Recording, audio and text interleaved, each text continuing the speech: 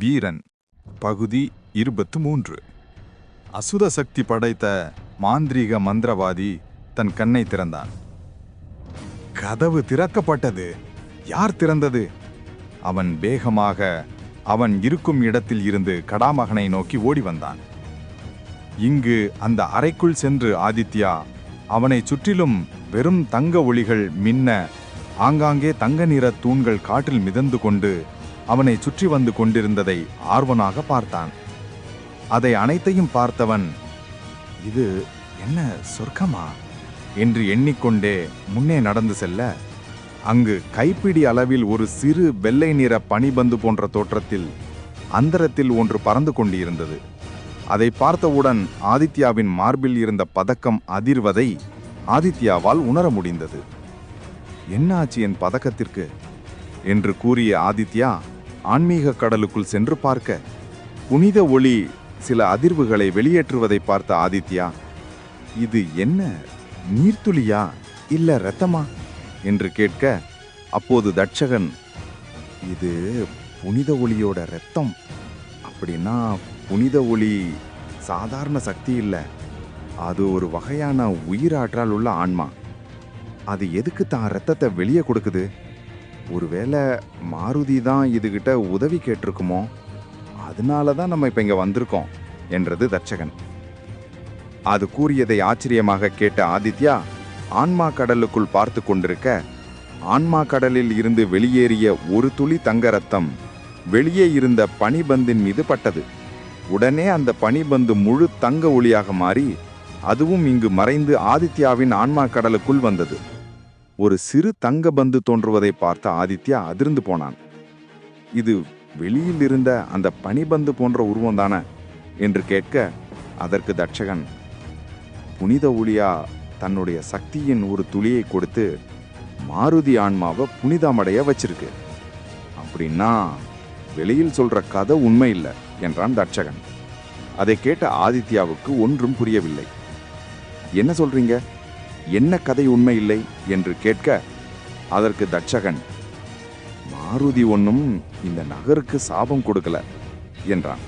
அதை கேட்ட ஆதித்யாவுக்கு ஒன்றும் புரியவில்லை. என்ன சொல்றீங்க? அப்புறம் எதற்கு மாருதி இங்கே வந்து பதுங்கி இருக்கு? என்ன காரணம் என்றான்.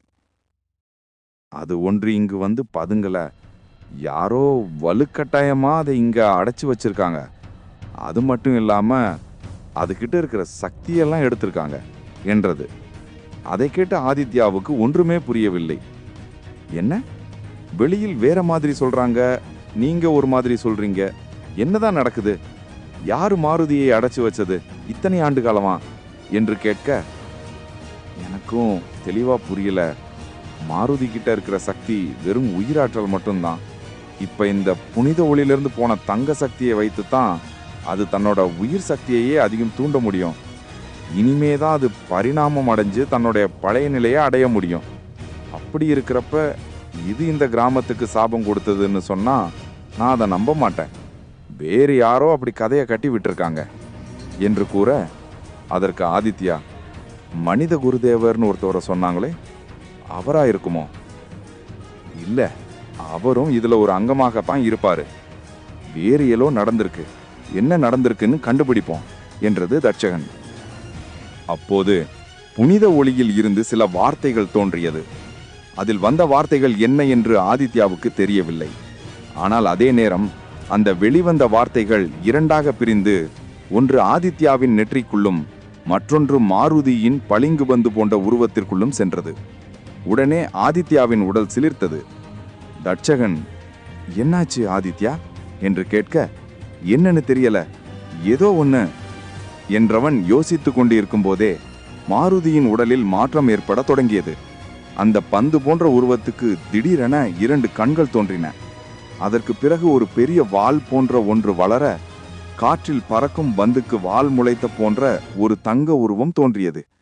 அதற்கு கண்கள், வாய் என அனைத்துமே இருந்தது. அதை பார்த்த தட்சகனும் ஆதித்யாவும் சரி ஆச்சரியமாக நீ நீ என்றன. ஆதித்யாவின் தலை அருகே வந்து அவன் கழுத்தை ஒரு சுழற்றி அந்த தங்க பந்து ஆதித்யாவின் கன்னங்களோடு கன்னங்களை வைத்து தேய்த்தது. என்னாச்சு, என்ன நடக்குது என்று கேட்க, தட்சகன் ஆதித்யாவின் நெற்றியில் ஒளிரும் அந்த முத்திரையை பார்த்தவன், இந்த திவ்ய தங்க ஒளி உனக்கும் மாருதிக்கும் இடையே ஒரு ஒப்பந்தத்தை போட்டிருக்கு. அதனாலதான் மாருதி உன்னை அதன் எஜமானனாக ஏத்திருக்கு என்றது. அதை கேட்ட ஆதித்யா, என்ன சொல்ற?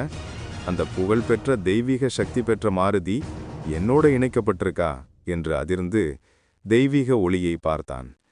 அந்த புனித தெய்வீக ஒளியிடமிருந்து வேறு எந்த ஒரு செய்தியோ முத்திரையோ வெளிவரவில்லை.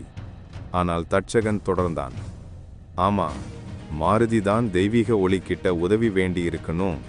தெய்வீக ஒளி உதவி செய்வதற்கு கைமாறா மாருதியை உனக்கு கீழ்ப்படிந்து நடக்க சொல்லிதான் இந்த மாதிரி பண்ணியிருக்கு. மாருதி இனிமே உனக்கு கீழ் கட்டளைக்கு ஏற்ப நடந்து கொள்ளும் ஒரு தெய்வீக ஆன்மாவை கொண்ட மிருகம். ஆனால் அது மிருகமாக மாறணும்னா அதற்கு சில காலங்களாகும்.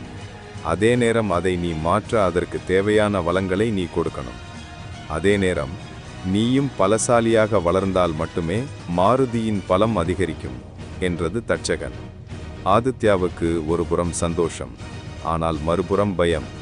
ஏனெனில் மாருதி இவன் பெற்றுவிட்டான் என்பதை வெளியில் தெரிந்தால் அது மிகப்பெரிய குழப்பத்தை உண்டாக்கும். அதே நேரம் இவனுக்கு கிடைத்தது மாபெரும் அதிசயம். அது மட்டுமில்லாமல் ஒரு வரம் போன்ற ஒன்று என்று எண்ணினான்.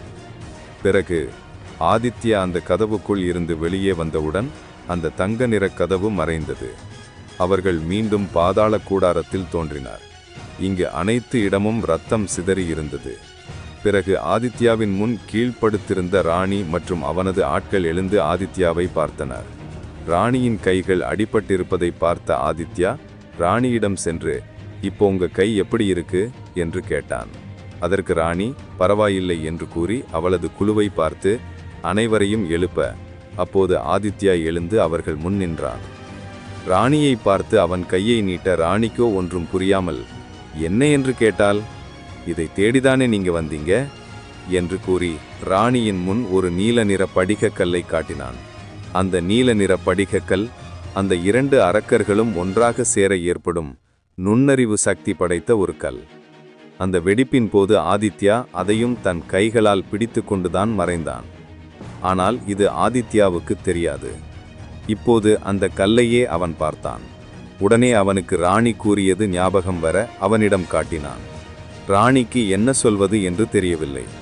சூரிய சோழன் கூறிய அனைத்து அம்சங்களும் அந்த கல்லில் இருந்தது. இந்த கல்லுதான் என்று அவள் கை நீட்டி அதை பெற்றுக்கொண்டாள். பிறகு ஆதித்யாவை பார்த்த ராணி, இப்ப என்ன பண்ண போறீங்க என்று கேட்டாள். ஏனெனில் இங்கு உள்ளே நடந்த சம்பவத்தால் 2 தளபதிகள் இப்போது இறந்துவிட்ட செய்தி வெளியில் தெரிந்திருக்கும்.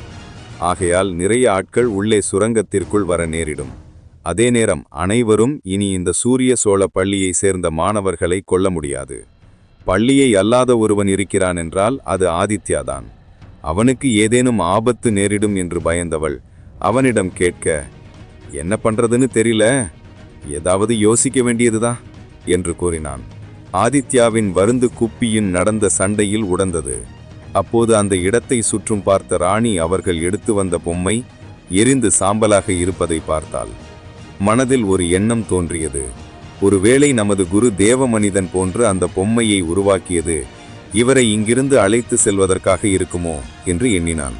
ஏனெனில் ஒன்றுக்கும் உதவாத அந்த பொம்மையை சுமந்து எங்கு போனாலும் எடுத்துச் செல்லுமாறு சூரிய சோழன் கூறியிருந்தார். இப்போது இங்கு அந்த பொம்மை எரிந்து சாம்பலாகிவிட்டது. ஆனால் அந்த பொம்மை இருக்க வேண்டிய இடத்தில் ஆதித்யாவை இங்கிருந்து வெளியே எடுத்து சென்றால் யாருக்கும் எந்த ஒரு சந்தேகம் வராது. அதை உணர்ந்த ராணி அவளது நண்பர்களை பார்த்து, சரி, எனக்கு ஒரு யோசனை, அதை செய்வோம். நமது எடுத்து வந்த பொம்மைக்கு பலதாக இவரை நாம் வெளியில் அழைத்துச் செல்லலாம் என்றாள். அதற்கு அந்த இளைஞர்கள், இருப்பினும் நாம் என்று அவன் ஏதோ கூற வருவதற்குள் ராணி இடைமறித்து, நமது ஆசிரியர் கூறியது இதற்காக கூட இருக்கலாம். இப்போது அந்த பொம்மை முழுமையாக எரிந்துவிட்டது. அந்த இடத்தில் இவரை வைத்து தூக்கி கொண்டு வா என்று கூறினாள். அவர்களும் வேறு எதுவும் கூறாமல் ஆதித்யாவை சுற்றி ஒரு துணியா மூடி அவர்கள் பொம்மை போல் ஆதித்யாவை தூக்கி கொண்டு வெளியேறினார். அப்போது அந்த சுரங்கத்திற்குள் நிறைய ஆட்கள் ஓடி வந்தனர். என்னாச்சு என்று கேட்க, அவர்கள் தொங்களுக்குள் தாக்கிக் கொண்டார்களா, இல்லை நீங்கள் அவர்களை தாக்கினீர்களா என்றான் ஒருவன். அப்போது கடாமகன் பின்னே அந்த மந்திர சக்தி படைத்த மாந்திரீக அரக்கனும் வந்தான். அவர்கள் இவர்களை பெரிதாக எடுத்துக்கொள்ளாமல் புறக்கணித்துவிட்டு வேகமாக சுரங்கத்திற்கு சென்றனர். ஏனெனில் உள்ளே இருந்த 2 அசுர தளபதிகளை இந்த சொற்ப மனிதர்களால் ஒன்றும் செய்திருக்க முடியாது. அப்படியெனில் உள்ளே வேறு ஏதோ நடந்திருக்க வேண்டும் என்று எண்ணிதான் இவர்களை கண்டுகொள்ளாமல் அவர்கள் உள்ளே சென்றனர். அவர்கள் உள்ளே செல்வதை பார்த்த மற்ற பணியாளர்களும் இவர்களை கண்டுகொள்ளாமல் விட்டுவிட்டு கடம்பகன் மற்றும் அந்த அசுர மாந்திரீகருடன் சுரங்கத்திற்குள் சென்றனர். இதுதான் சமயம் என்று எண்ணிய ராணி அவளது ஆட்களுடன் ஆதித்யாவையும் தூக்கி கொண்டு நகரத்தை விட்டு வெளியேறினார். உள்ளே சுரங்கத்திற்குள் வந்து பார்த்த கடாமகனுக்கு பெரும் அதிர்ச்சி. ஏனெனில் இவர்களை கொல்ல சொல்லி அனுப்பிய தளபதிகள் சிதறி கிடந்தனர். அதே நேரம் அந்த மாந்திரீக அரக்கன் நினைத்து வந்தது போல் அவர்கள் வந்த இடத்தில் அந்த அறை காணப்படவில்லை.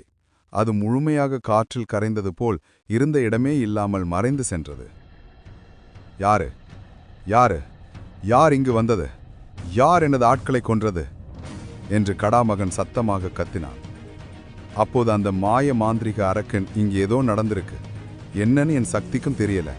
அதே நேரம் சடையன் மற்றும் கோடகனை எதிர்க்கும் அளவிற்கு இங்கிருந்து போன ஆட்களுக்கு துணிச்சல் கிடையாது. அப்படியென்றால் வேறு ஏதோ இங்கு நடந்திருக்கு. இந்த இடத்துக்குள் வேறு யாரேனும் நமக்கு தெரியாமல் நுழைஞ்சாங்களா? உடனே விசாரிங்க என்றான் கடாமகன். ஆட்களை பார்த்து தலையசைத்தான். வெளியே வேகமாக வந்த ஆட்கள் பாதுகாப்புக்கு வெளியில் நின்ற வீரர்களை பார்த்து, யாரேனும் புதிதான ஆட்களை உள்ளே அனுப்பினியா என்று கேட்க அவன் நடுங்கிக் கொண்டே, அந்த வாயில் காவலன், இன்று புதிதாக 11 நபர்கள் வந்தார்கள், அவர்களை தான் அனுப்பினேன். வேறு யாரும் புதிதாக நாங்கள் அனுப்பவில்லை. அது மட்டுமில்லாமல் தளபதி கூறிய 4 நபர்கள் மற்றும் ஒரு பொம்மையுடன் உள்ளே சென்றனர். இவர்கள் மட்டுமே நாங்கள் அனுப்பியது. என்ன, ஒருவர் அதிகமாக இருந்த போல நீ எங்களிடம் தெரிவித்திருக்க வேண்டியதானே என்றான் அந்த ஓநாய் பிரபு. அதற்கு அந்த ஓநாய் காவலன், இல்லை அரசே, நாங்கள் முழுமையாக பரிசோதித்துதான் உள்ளே அனுப்பினோம். அவன் மூலம் ஏதும் பிரச்சனை இல்லை என்று தெரிந்த பிறகுதான் நான் அனுப்பினேன்.